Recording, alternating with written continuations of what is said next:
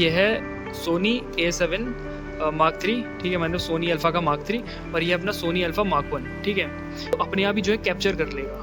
हाँ भाई, तुमने सही सुना, अपने आप ही जो है कैप्चर कर लेगा। तो भाई कैसे हो यार, एक और ब्लॉग में वेलकम तुम सब लोगों का। तो यार आज का जो ब्लॉग है वो बहुत ज़्यादा स्पेशल होने वाला है, क्योंकि आज का जो ब्लॉग फोटोग्राफी से रिलेटेड है, ठीक है। तो मैं दिखाता हूँ तुम लोगों को भी एक चीज़। भाई ये रहे अपने दोनों कैमरा, जो अपने दोनों बीस्ट हैं।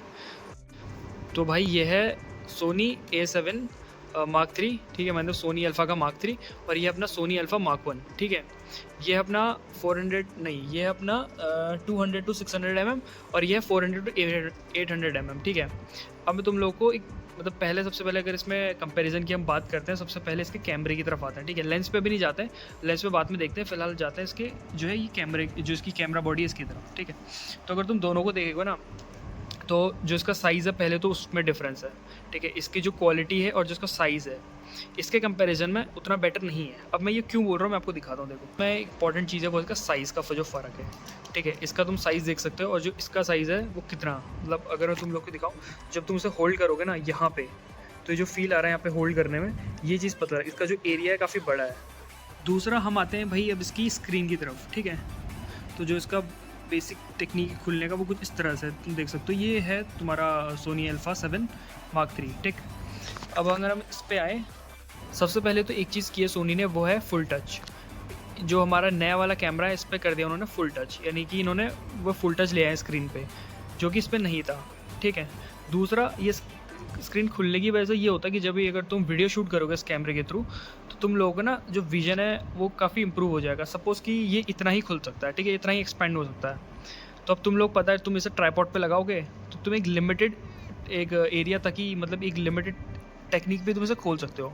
बट वही अगर इस कैमरे की हम बात करते हैं, तो ये तुम्हारा ना थोड़ा ज़्यादा तुम लोग एक्सेसिबिलिटी दे पाता है, ठीक है। तुम लोग देख सकते हो फोल्ड भी हो सकता है, मतलब अगर तुम लोग चाहो तो मतलब इसे किसी भी तरह से खोल सकते हो। और दूसरी चीज़, इस फोल्ड की वजह से एक चीज़ हुई है, वो ये कि तुम इसे इस तरह से बंद कर सकते, क्लोज कर सकते हो, जिससे कि जो डस्ट वगैरह इस पर ना लगे, ठीक। तो ये इस तरह से, जो कि इस कैमरे पे नहीं है, तो इसकी स्क्रीन पे भी काफ़ी डस्ट वगैरह से हो सकती है। तो अगली चीज़ पे आ जाते हैं, वो है इसका रेजोल्यूशन। सबसे पहले ये 4K है। दूसरा, ये तुम्हारा 10 FPS पे शूट करेगा। और एक और चीज़ है, वो है 24 मेगापिक्सल, ठीक है। बट इस कैमरे की तरफ आते हैं, तो यहाँ पे हम लोगों को देखने को मिलता है 8K विद 30 FPS, और उसके साथ एक बहुत ही यूनिक चीज़ है जो मैं तुम लोगों को बताऊँ, तुम लोग यकीन नहीं करोगे जिन लोगों को कैमरे के बारे में पता है, और वो है 50 मेगापिक्सल, ठीक है भाई। 24 मेगापिक्सल और 50 मेगापिक्सल, और दोनों में जो डिफरेंस है अपर्चर का, वो कितना है, सिर्फ 200 mm का, ठीक है। अब हम लोग अपर्चर की बात बाद में लेंस के साथ करते हैं, फिलहाल कैमरा बॉडी की तरफ आते हैं। एक और चीज़ है जो इस नए कैमरे में है, जो इस पुराने वाले पे नहीं है, वो ये चीज़ दी गई है कि जो इसके फंक्शनिंग है ना, वो बहुत ज़्यादा स्मूथ और बहुत ज़्यादा सिंपल कर दी गई है, ठीक है। इस पे हमें ज़्यादा फीचर्स मिलते थे स्क्रीन पे, तो आप लोग को स्क्रीन खोलनी पड़ेगी, वहाँ पे देखना पड़ेगा कि। दूसरा, अगर हम आते हैं फंक्शनिंग की तरफ, तो सारी फंक्शनिंग जो इस नए कैमरे पे वो बटन के थ्रू दे दी गई है, ठीक है। तो यहाँ पे तुम लोग ये जो तुम लोग यहाँ पे दिख रहा है ना, AFS AFC, ये सारा फोकस मोड है। अब मैं ज़्यादा डिटेलिंग या ज़्यादा अगर तुम लोग समझा तुम्हें समझ आएगा नहीं, बट एक सबसे इंपॉर्टेंट चीज़ आ जाते हैं, वो आ जाते हैं भाई केबल के लिए, ठीक है। तो मैं तुम लोगों को दिखाऊं, तो जो केबल का स्लॉट है, वहाँ पे देख सकते हो कितने स्लॉट हैं, तुम लोग खुद देखो। एक तुम लोगों को मिल जाता है भाई यहाँ पे ईयरफोन के लिए, एक तुम लोगों को HDMI मिल जाती है, और इसके साथ में तुम लोगों को 2 स्लॉट और मिल जाते हैं केबल लगाने के लिए, ठीक है। जो कि टोटल तुम्हारे होते हैं 4 स्लॉट, ठीक है, केबल के लिए। अब इस पर हम आते हैं, अब तुम इस पर देखो।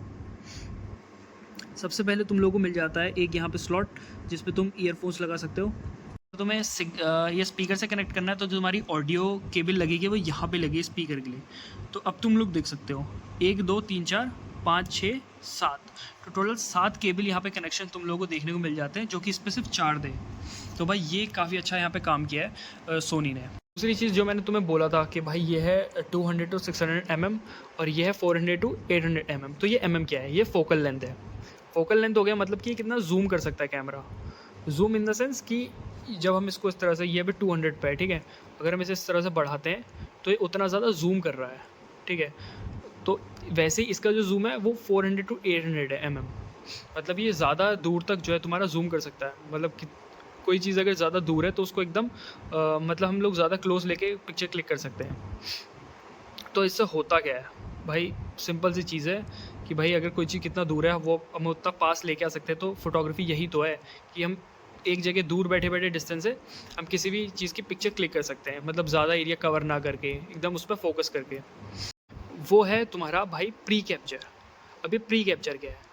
सपोज़ कि यार कहीं पे कोई सब्जेक्ट है, वो बैठा हुआ है, तुमने अपना फ़ोकस वहाँ पे मतलब तुमने अपना फ़ोकस लगा लिया, अब तुम वेट कर रहे हो कि यार वो कब सपोज़ कि कोई बर्ड है, वो तुमने अपना फ़ोकस बैठा लिया कि वो पेड़ पे बैठी हुई है, फ़ोकस तुमने बैठा लिया, अब तुम वेट कर रहे हो कि यार वो कब उड़ेगी, ठीक है? बट अब सपोज़ यार 5-10 मिनट हो चुकी है, उड़ नहीं रही, तो इतना पेशेंस यार बहुत एक नॉर्मल ह्यूमन के लिए बहुत टफ होता है कि यार 5-10 मिनट तक एक बस इतना ज़्यादा वो है जो फोकस बैठा के रख सके। तो इसके लिए प्री कैप्चर एक मोड दे दिया गया है। जैसे तुम उसको ऑन करते हो, उससे होगा क्या कि तुम्हें बस अपना शटर जो है प्रेस करके रखना है। जैसे ही वो उस सब्जेक्ट में जो है मूवमेंट आना स्टार्ट होगा, जैसे ही बर्ड उड़ना स्टार्ट होगी, तो अपने आप ही जो है कैप्चर कर लेगा।